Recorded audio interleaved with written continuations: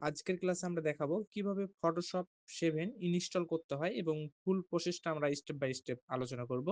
তো প্রথমত যেটা করতে হবে, আপনাকে প্রথমে সফটওয়্যারটা আপনাদেরকে লাগবে। যদি সফটওয়্যারটা না পান সেক্ষেত্রে আমার ডিসক্রিপশন বক্সে লিংক দেওয়া থাকবে, আপনারা সেখান থেকে ডাউনলোড করে নিতে পারবেন। তো প্রথমত আমরা কি করব, আমরা সফটওয়্যারটা ওপেন করব।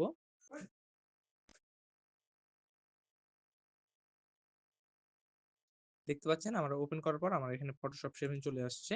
এরপর আমরা নিচে নামবো, দেখতে পাচ্ছেন সেটআপ ডট ইএক্সই ফাইল, আমরা এটা ওপেন করব।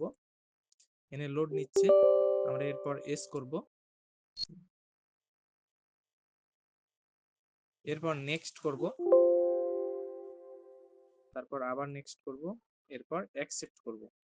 এখানে দেখতে পাচ্ছেন টাইটেল বলছে ফার্স্ট নেম, সেকেন্ড নেম এবং কোম্পানি নাম, এরপর সিরিয়াল নাম্বার। আমরা এটা আপাতত পূরণ করে নিচ্ছি।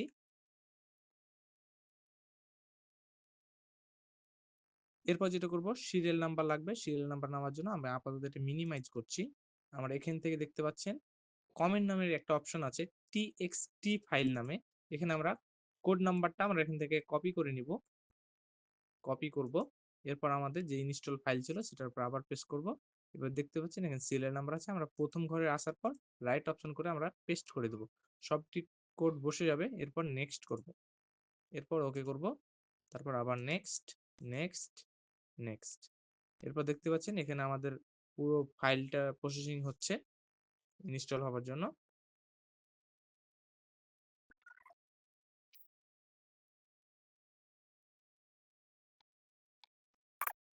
এরপর আমরা এখানে ফিনিশে ক্লিক করব। এরপর যেটা করব, আমরা এগুলো কেটে দিচ্ছি। এরপর আমরা ওকে করে দিলাম। আমরা এগুলো সব কেটে দেবো। আমাদের ফাইল যেহেতু ইনস্টল হয়ে গেছে, আমরা স্টার্ট মেনুতে যাব।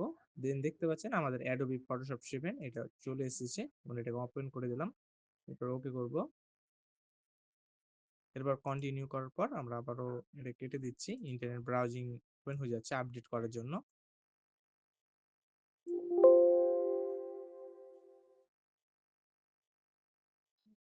এখন দেখছেন এখানে আমাদের টুলস বক্স চলে এসেছে। আমরা এই টুলস বক্স থেকে যে কোনো ইমেজকে যে কোনো ভাবে কাটাকাটি করতে পারবো। এবং উপরে দেখতে পাচ্ছেন এখানে ফাইল আছে, ফাইল, এখানে যে কোনো ইমেজ গুলোকে আমরা এখানে ইনপুট করতে পারবো। এখানে ফাইল থেকে আমরা যে কোনো ইমেজ আমরা এখানে আনতে পারবো। তো এই ছিল আমাদের ফটোশপ ইনস্টল করার প্রসেস।